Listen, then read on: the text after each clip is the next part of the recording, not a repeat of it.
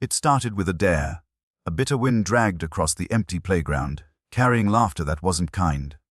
3 boys in expensive jackets, shiny, loud, untouched by worry, stood at the edge of an abandoned construction yard. And in the center of that yard, a young girl named Alina stood barefoot on cracked cement, her small hands trembling, her backpack clutched like armor. The boys called her names that bit like stones, the kind of words that stain deeper than bruises. Behind the chain-link fence, a German shepherd snarled, its eyes wild, teeth flashing in rhythm with the boys' laughter. "Go on," one of them sneered. "If you're not scared, walk past him." For a heartbeat, Alina believed they'd stop, that maybe someone would see. But no one did. The world around them felt asleep, blind. The wind howled like warning. She took a step forward, her breath catching in her throat, and the dog lunged so hard the fence rattled. The sound of her scream tangled with the bark, a single note of fear that cracked the air open. What happened next? What no one expected would turn cruelty into redemption, and fear into something that even the rich boys would never forget. Show your love. Hit like, share, and subscribe for more. The afternoon had that dull, metallic light that comes before winter rain. The playground was empty except for the boys who never left her alone. Their laughter bounced off the hollow steel beams of an unfinished building, echoing like something trapped. Alina kept her head down, her fingers cold around the straps of her faded backpack. She had learned that silence could sometimes make her invisible, but not today. "Hey, city rat!" one of them shouted, tossing a pebble that struck her shoe. She didn't flinch, which only made them bolder. Their sneakers scraped the gravel as they closed in around her, forming a circle of color and privilege. Bright jackets, new phones, careless cruelty. Behind them, at the edge of the yard, a chain-link fence shook under the weight of a growl. Rex, the German shepherd, had been there for months, chained to a post, left by a man who promised to return and never did. His coat was matted, his ribs visible beneath it, and his eyes held the twitchy gleam of something that had been both starved and struck. No one went near him. The workers who had once fed him moved on to another site, leaving only a rusty bowl that filled with rainwater when the clouds were kind. "Bet she's too scared," the tallest boy said. He had that casual confidence that comes from never being told no. "Go on, Alina. Walk up to it. Let's see if poor girls are brave." She wanted to run, but running would make it worse. Her mother's voice whispered in memory, "Keep your chin down, love." People like that are only strong when you show them you care, so she walked. The air smelled of wet cement and iron. Each step scraped a small sound from the gravel, each breath came thinner. The boys' voices faded behind her, replaced by the low, steady rumble of the dog's growl. When she reached the fence, she could see the reflection of herself in his eyes. Small, trembling, but still standing, Rex lunged once. The chain snapped taut, metal biting metal, his teeth bared inches from her hand. She froze, her heart kicking against her ribs like it wanted to escape. For a second she saw the fire in him, the madness of a creature that trusted no one. But then something shifted, a small sound, almost a whine buried beneath the snarl. He wasn't angry.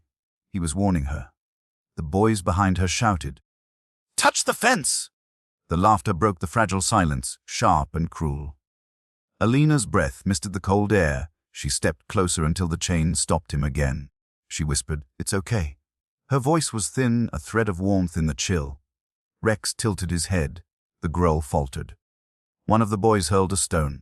It struck the fence with a metallic clang. The dog barked violently, spinning toward the sound, foam at his mouth. The boys whooped and cheered, triumphant. Alina stumbled back, her hands over her ears, tears threatening to break free. When the stone thrower reached for another, something in her snapped. "Stop it," she cried, her voice shaking but clear. It was the first time any of them had heard her loud. The yard fell silent except for the dog's heavy panting. She turned and ran, not because of fear, but because she knew they would never understand. The boys called after her, their laughter fading into the wind. By the time she reached the narrow road that led home, her throat burned from the cold. She glanced back once. Rex was still there, pacing the fence, ears erect, eyes fixed on her, as if memorizing the shape of the only person who hadn't thrown something. That night she couldn't sleep. The image of those eyes haunted the darkness of her small room. She imagined him lying on the cold ground, chain clinking whenever he moved. The world outside her window smelled of rain. Somewhere far off a dog barked. One, then another, then silence. She whispered to the ceiling, "I'm sorry."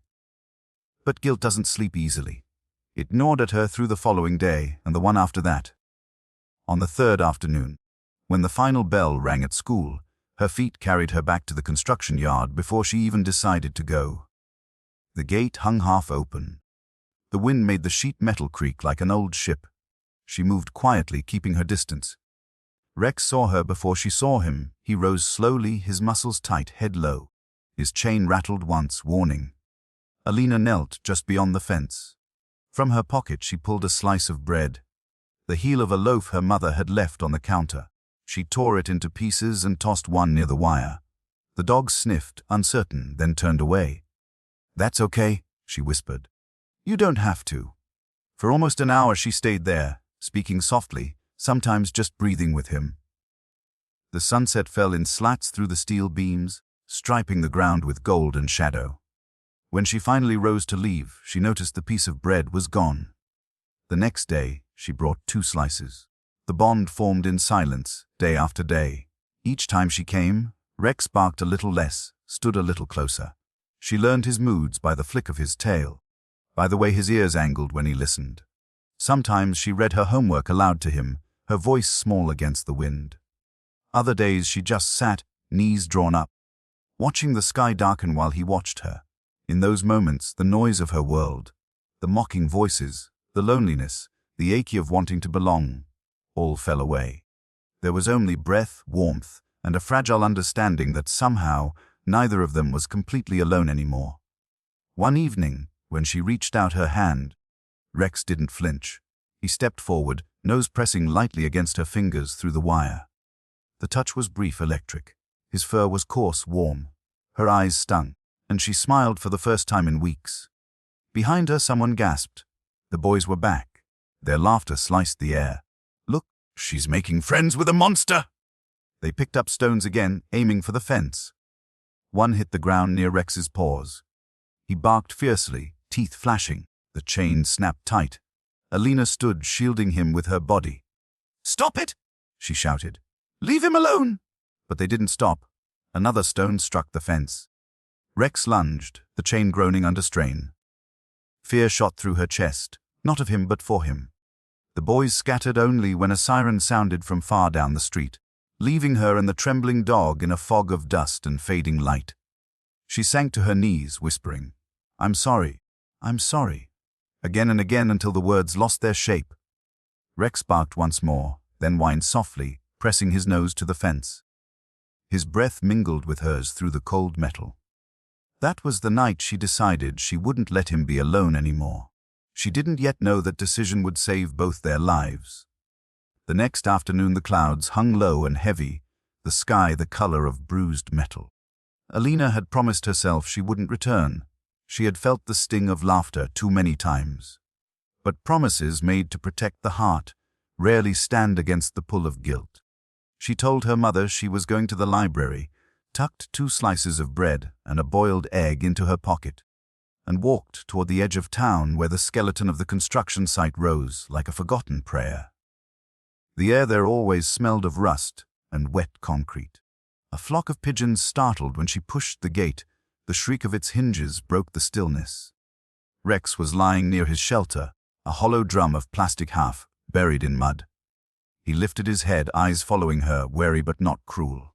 "Ah," she said softly. The word floated between them, uncertain. She sat cross-legged a few meters from the fence and waited. It took him a long time to stand, longer still to come closer. The first slice of bread disappeared piece by piece, the second she held out flat on her palm. He sniffed, teeth grazing the crust before retreating again. A strange peace settled over the yard, broken bricks, weeds. The far hum of traffic, everything wrapped in the quiet rhythm of 2 creatures learning each other's breathing. Days became weeks. Every evening she came, leaving school before the boys could follow. Sometimes she spoke, sometimes she just listened. To his breath, to the rain tapping metal, to the distant world that didn't care they existed. She started to notice details, a patch of fur beginning to regrow on his shoulder, the way his tail twitched when she laughed, the faint golden flecks in his eyes when the light hit right.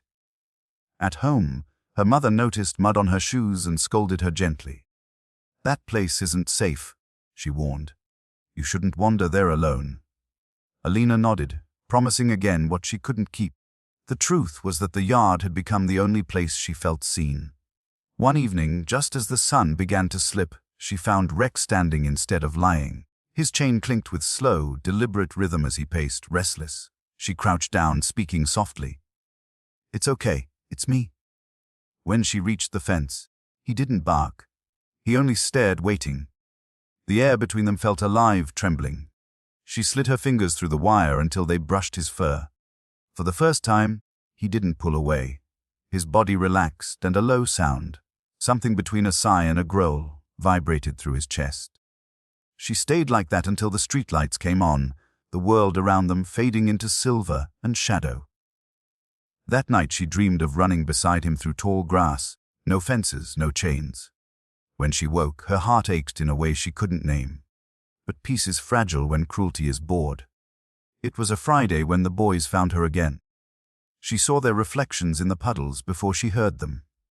Their laughter felt sharper now, laced with something darker. "Look who came back to a pet monster," one said. They carried sticks this time, long enough to reach through the fence. Alina stood her ground, but fear crawled up her spine. "Go away," she said, voice shaking. "Or what?" The tallest boy smirked, thrusting the stick between the wires. Rex barked wildly, teeth snapping inches from the wood. The boys cheered, feeding on his fury. Alina shouted for them to stop, but her words drowned beneath the noise.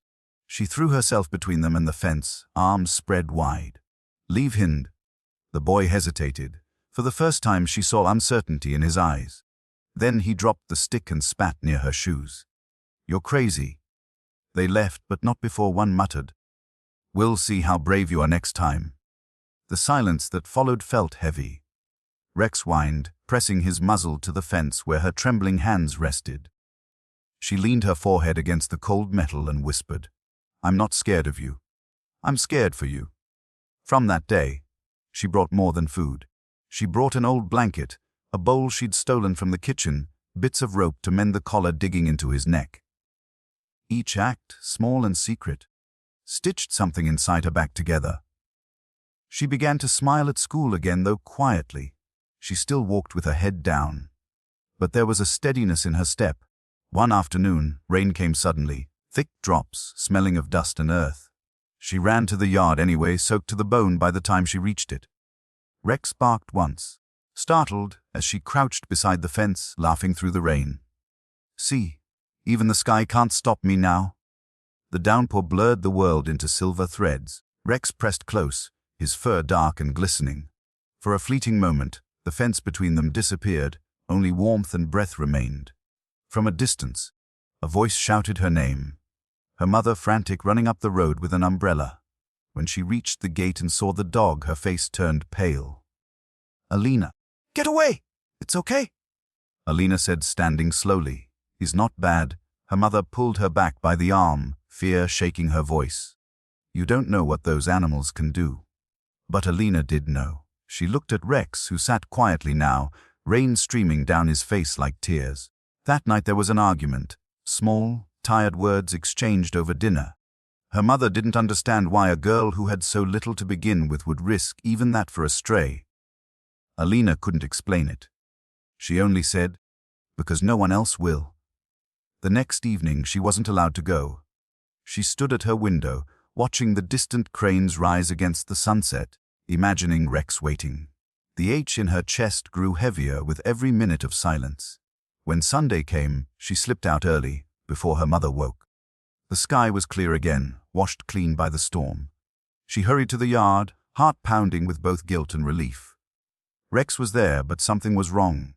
His chain had been shortened, twisted tighter around the post. He could barely move. There were fresh boot prints in the mud, boys' sizes. Her stomach turned cold. She knelt, whispering his name, fumbling with the knots until her fingers bled. "I'll fix it, I promise." He licked her wrist once, gently. For the first time, she saw trust in his eyes, pure, unguarded trust, and she knew she would never let him down again. What neither of them could see was that across the street, the boys were watching from behind a wall, planning the night that would test everything she'd built. The sun slid behind the cranes, shadows stretched long across the ground, and the wind carried the smell of gasoline before the first spark ever touched the dark. That night began the way ordinary tragedies do, with restlessness. A low wind calmed through the alleys, rattling tin roofs and carrying the smell of fuel from somewhere unseen. In her small room, Alina lay awake, staring at the faint orange light leaking through the curtain. It was nearly midnight.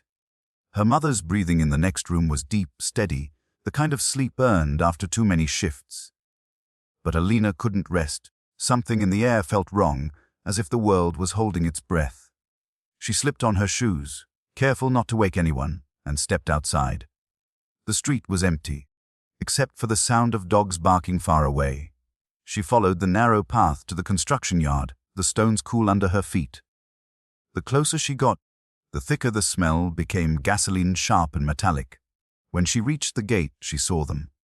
3 shapes moving in the half-dark, flashlights trembling in their hands.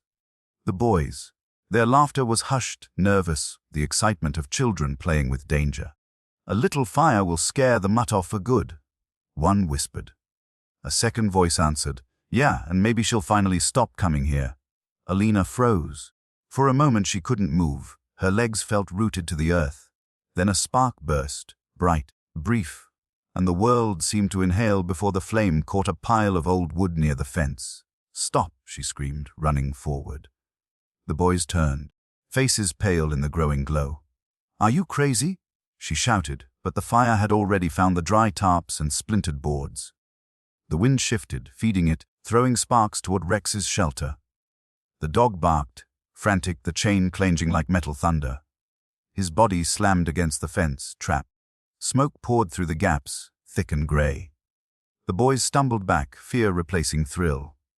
One of them dropped the lighter and ran, the others followed, their footsteps fading into the night. Alina didn't think.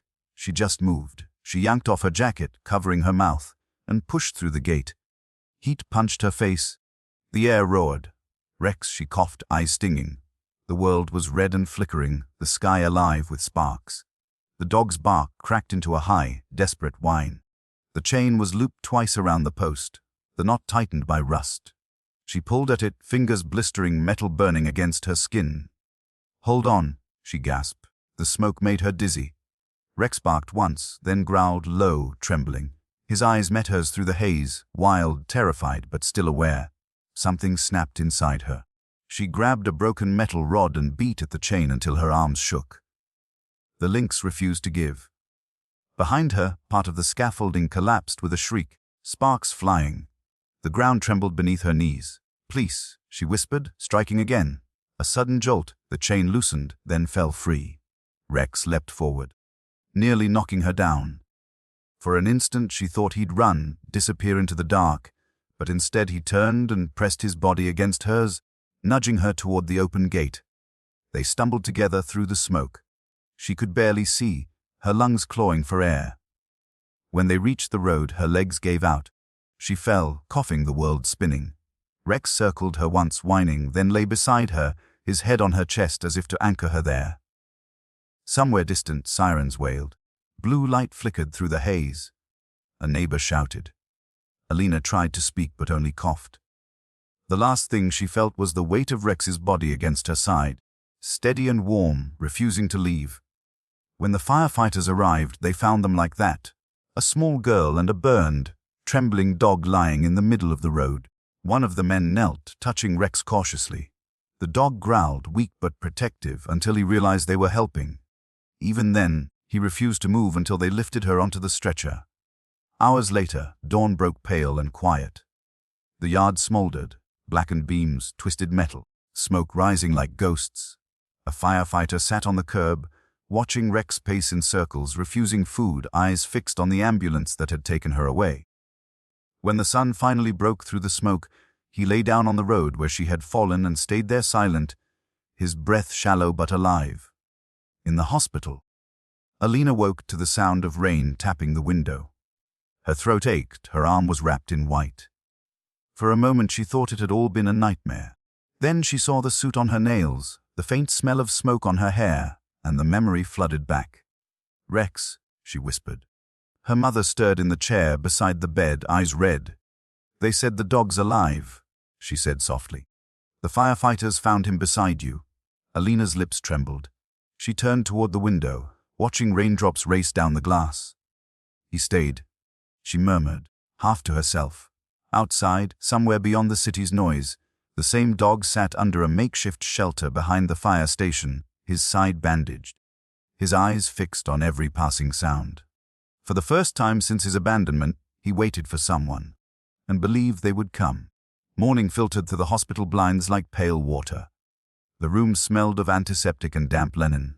Alina lay still, half awake, listening to the heart monitor's soft rhythm. Every few seconds she caught the ghost, taste of smoke in her mouth. The fire played behind her eyelids in flashes. Orange light, cracking wood, the weight of Rex's body shielding her from heat. She turned her face toward the window and whispered his name again, barely a breath. Days blurred. Doctors came and went, gentle voices, clean hands. Reporters arrived once, asking questions she couldn't answer. Her mother stood guard, exhausted but proud. The story had already escaped the ward, the poor girl who saved the dangerous dog. Some called it foolish, most called it brave. Alina only knew it was unfinished. On the third morning, a man in a navy jacket stepped inside. His badge read Fire Rescue. "You're Alina?" he asked softly. She nodded. "That dog of yours is a fighter.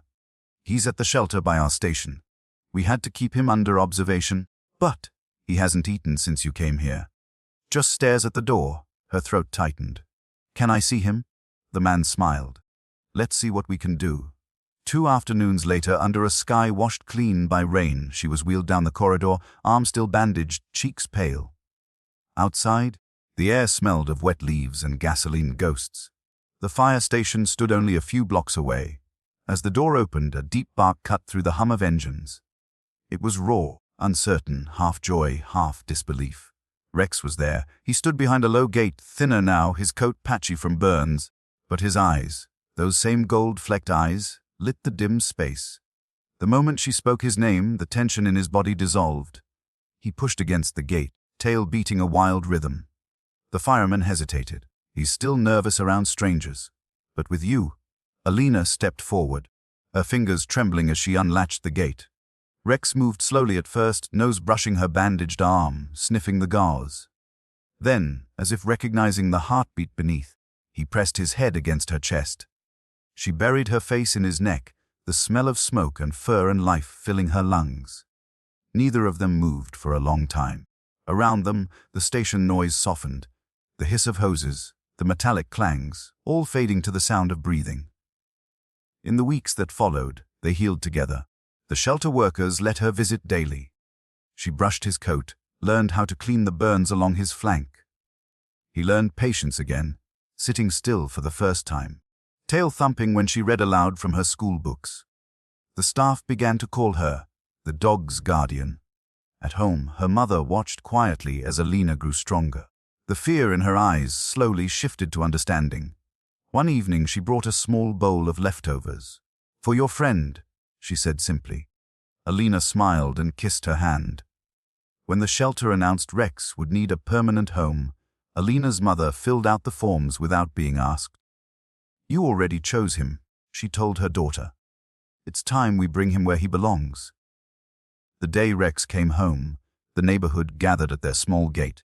Children peered through the fence, whispering. The rich boys who had once tormented her stood at the corner, unable to meet her gaze. Rex ignored them. He walked beside Alina, leash loose, head high. Every few steps he looked up at her as if to make sure she was real. Inside their yard, she unhooked the leash. For a moment he stood still, confused by freedom. Then he trotted a circle, nose low, tail waving gently. The afternoon sun caught the burn scars along his side, turning them to gold. Each evening they walked farther, through the narrow streets, past the rebuilt construction site. Workers had cleared the rubble, planted grass where ashes once lay. A new sign hung on the gate, Future Community Park. Alina knelt, touching the cool earth. "We did it," she whispered. Rex nudged her hand, breathing softly. News of the rescue traveled beyond the neighborhood. A local paper ran their photo, a thin girl with bandaged arm and a large dog sitting protectively by her feet. The headline read, "She walked into fire for a friend." But fame didn't change their days. Mornings meant school, afternoons meant Rex waiting by the door, his ears twitching at the sound of her steps. Sometimes they sat in silence, watching the horizon where the cranes still moved slowly against the sky. Sometimes she talked about dreams. A bigger house, a yard with trees, maybe studying to help animals like him. He didn't answer, but his eyes did. At night, when wind rattled the windows, Rex would lie across her doorway, a silent promise made of breath and warmth. By the end of that winter, both of them bore scars that had faded to soft silver. The nightmares grew fewer. The air around them felt lighter, as if the fire had burned away everything unnecessary, leaving only what mattered. And still, whenever she touched the place on his neck where the chain had once bitten, he would lean into her hand, eyes closing. Not in pain, but in remembering. Healing, she realized, wasn't forgetting. It was learning to stand in the same place and breathe without fear. Spring came slowly that year. It arrived first in the sound of rain dripping from the tin roof, then in the smell of new soil beneath the alley walls. The neighborhood, once gray with smoke, now hummed with small life, bicycles, shouts of children, laundry snapping on ropes strung between windows. And in the midst of it all, Alina walked barefoot in her little yard, the grass wet beneath her feet, Rex trailing behind her like a shadow that had learned to love the light. The fence that once divided their small house from the world was old, half rotted, painted a dozen times to hide the rust. Her mother said they'd fix it one day, but somehow it had become a symbol, a quiet border between what had hurt them and what they had built after. Alina never minded its brokenness. She liked the way sunlight slipped through its cracks, painting the ground in crooked stripes. That morning, as she swept the porch, a faint noise rose from beyond the fence. Children laughing, a bark not unlike Rex's. She peered through the slats. On the other side, two of the rich boys, the same who had once pushed her toward danger, were trying to feed a stray puppy through the gap. The puppy was trembling, half-starved, its fur matted with mud.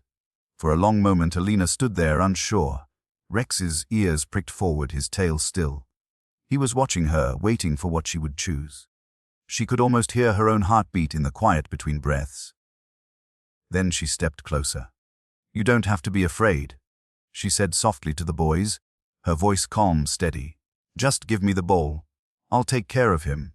They hesitated, guilt flickering across their faces like passing clouds.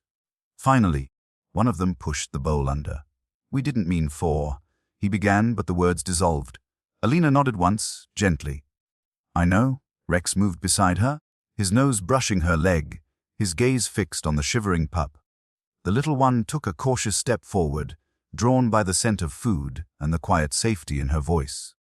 When it crossed under the fence, Rex lowered his head, sniffing softly before licking the dirt from the puppy's face.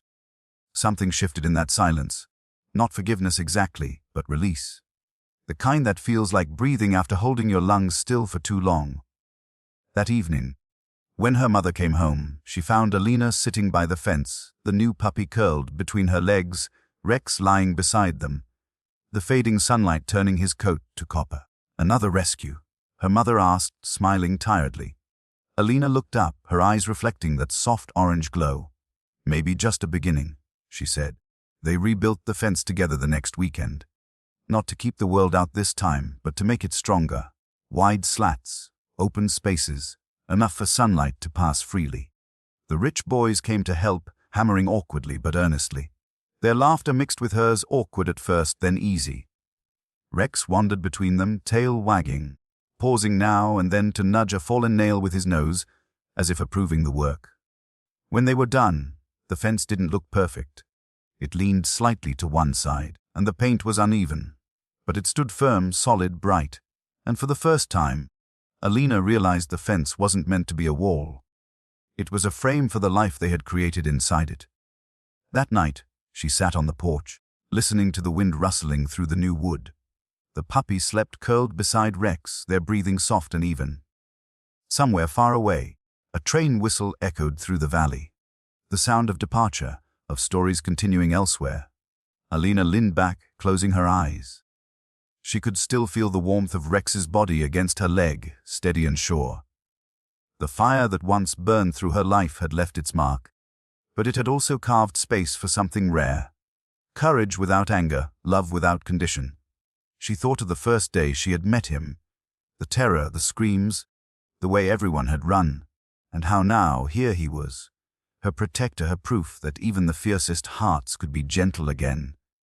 The wind shifted, carrying the scent of rain and wildflowers. Alina whispered into the dusk, not expecting an answer. "We're okay now, aren't we?" Rex lifted his head, looking at her with eyes full of quiet understanding.